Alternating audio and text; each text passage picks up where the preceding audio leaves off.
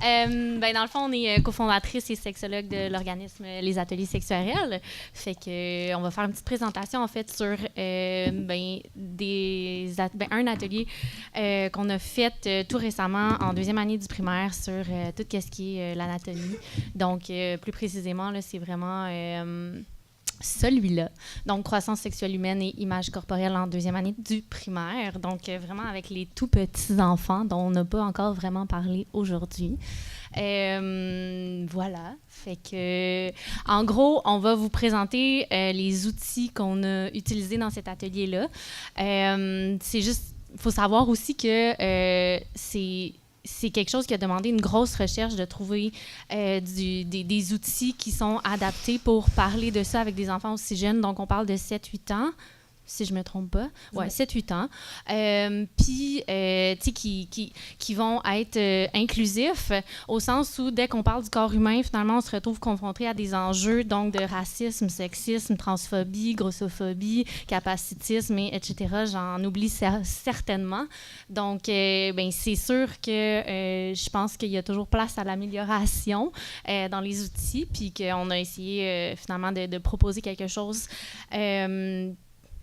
pour ces enfants-là, finalement, pour que ce soit le plus inclusif. Donc, puis il ne faut pas oublier juste une chose avant, par exemple, on doit vraiment concorder avec les apprentissages en éducation à la sexualité que le ministère ont développé. Ce dont, par exemple, on parlait ce matin, donc les contenus, les notions d'apprentissage. Fait que nous, on ne peut pas bifurquer de ces notions-là. Ouais. On peut juste amener vraiment comme notre couleur, puis comme l'idée, genre l'idéologie d'inclusion, de non-jugement, etc., etc. Ouais. Donc, je voulais juste quand même le dire parce que, tu sais, je veux dire, on ne peut pas arriver avec nos propres thématiques. Ouais. Puis, faut quand même aussi qu'on nomme que, dans le fond, nous, on a fait affaire avec un graphiste. Fait que, tu sais, c'est une question qui se retrouve souvent sur les réseaux de gens qui font de l'éducation sexuelle. « Hey, où est-ce que vous avez trouvé vos images? Puis, comment vous avez trouvé des corps qui étaient adaptés, etc. » Nous, la solution qu'on a trouvée à ça, c'est de rencontrer quelqu'un qui est mon conjoint, puis de lui dire... puis de lui dire « Hey, peux-tu nous faire des bonhommes qui vont être adaptés? » Heureusement pour nous, ça nous a rien coûté parce que c'est mon conjoint, mais dans la réalité, c'est quand même une dépense de quelques milliers de dollars, là. Donc, c'est quand même à considérer que si on veut faire de l'éducation inclusive auprès des enfants, ça demande des sous, ce que les organismes comme Non Pas de Terre n'ont pas nécessairement, ni les travailleurs autonomes qui travaillent en éducation à la sexualité. Donc, voilà, je vais commencer. Dans le fond, ça, j'ai juste vraiment pris la présentation qu'on fait avec les enfants, fait que... Une première chose qu'on fait, c'est toujours qu'on les avertit qu'on va présenter des corps parce que à 7-8 ans, c'est quand même quelque chose qui fait rigoler. Fait que là, on leur dit « Hey, c'est correct, on peut rire, les amis. Il n'y a pas de problème. C'est juste, on va essayer quand même de discuter ensemble. Puis si vous avez des questions, vous êtes les bienvenus. Mais là, on doit vous apprendre des choses. Fait que si vous voulez rire, juste pas vous garrocher en bas de votre chaise. Mais il y en a qui le font quand même. Fait que, tu sais, ça suscite vraiment des réactions. Fait que les parties du corps humain, voilà. Fait que là, on arrive avec cette première image-là. Puis, dans le fond, l'activité, c'est que chacun des enfants a un petit fascicule dans lequel il y a les corps.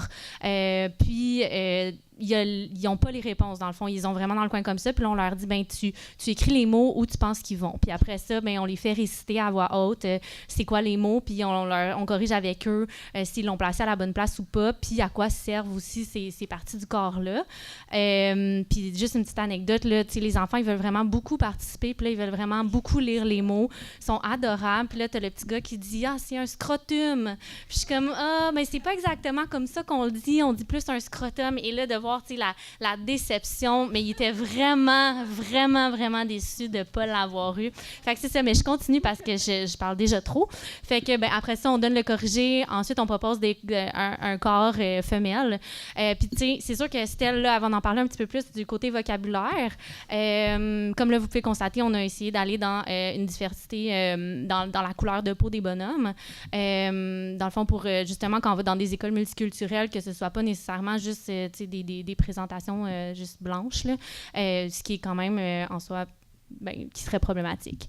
Fait que voilà. Puis finalement, les parties plus internes. C'est sûr que là, il y a des défis à ces parties-là, dans comment on les construit, puis aussi à quel point c'est difficile pour les enfants de comprendre tous ces mots-là, puis tout le contenu.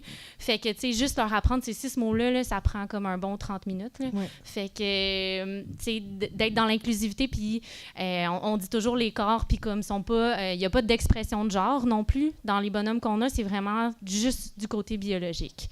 Fait que, je passe la boque à Estelle pour la suite. Oui, puis, tu sais, en fait, c'est un défi en soi, je trouve, quand même, de faire de l'éducation à la sexualité de façon inclusive, sans jugement. Et évidemment, tu sais, la notion d'émancipation, tu sais, je la trouve extraordinaire dans la recherche que vous avez co-construite puis élaborée. Tu sais, ça reste quand même flou, puis évidemment pas conscientisé là, de la part des enfants ou des adolescents-adolescentes qu'on va croiser. Mais il y a quelque chose quand même que je veux ramener, tu sais.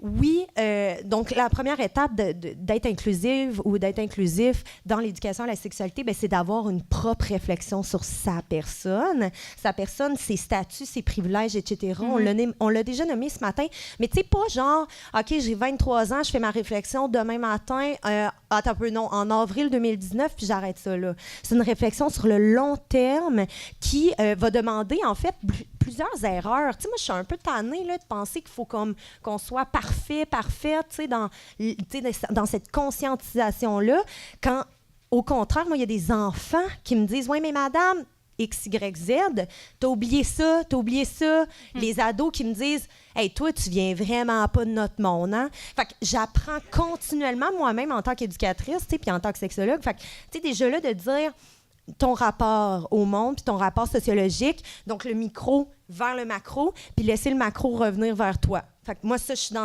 vraiment cette dichotomie-là qui, espérons-le, vont rester toute notre vie. Il nous reste 4 secondes. Je voulais dire aussi 2 autres affaires. Je suis vraiment désolée. Je vais finir ça vraiment vite. 1 minute encore. C'est pas no-cell, hein? On n'est pas habitué. Les enfants ont une force qu'on n'a pas nécessairement rendue en tant qu'adultes.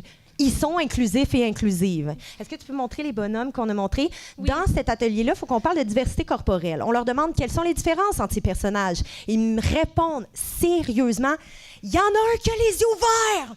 Il y en a d'autres qui lèvent la main. Puis là, t'as nous, les adultes, qui sont comme... OK, c'est pas ça qu'on voulait dire. C'est pas ça, mais puis on peut pas. Fait qu'on répond oui positivement à leurs remarques parce que c'est effectivement le cas. Il y en a quelqu'un, en tout cas, là, sont peut-être une fille, elle mange une crème glacée, elle a les cheveux blonds, puis ils sont vraiment fiers de leur réponse, tu sais, dans la différence qu'ils évoquent. Fait que, tu sais, l'idée de l'inclusion aussi nous appartient, je pense. Donc, de suivre un peu leur filon à eux et d'utiliser une grammaire neutre ou la plus inclusive possible pour se faire, comme je disais, ça demande une réflexion personnelle. Puis quand on montre les personnages, les bonhommes, les personnes, on dit aussi, parfois, moi, je l'utilise fille, garçon. Si t'es une fille, donc parler à l'hypothétique. Si t'es une fille puis t'as une vulve, si t'es un garçon t'as un pénis. Parce que je pense que c'est ça aussi l'inclusion devant nous. Sans dire puis généraliser, il y a quand même il y a peut-être des enfants qui se questionnent déjà sur leur expression de genre, sur leur identité de genre, etc. Mais il y a quand même, des personnes cisgenres, peut-être, comme déjà, là, ou du moins, ce que moi, je peux dire, c'est il y a des filles et des garçons socialisés devant toi, tu sais. Donc, à ce moment-là, qu'est-ce qu'on parle? Mais on parle de, est-ce que quand tu as un pénis, ça veut dire que tu vas au Canadian Tire? Est-ce que quand tu as une vulve, tu vas chez Sephora? C'est les meilleurs exemples au monde en passant, là. Thank you! Thank you! Et voilà, donc, c'est un peu ça, dans le fond, qu'on essaie de cultiver dans notre organisme, en espérant que ça aura peut-être éclairci quelques personnes.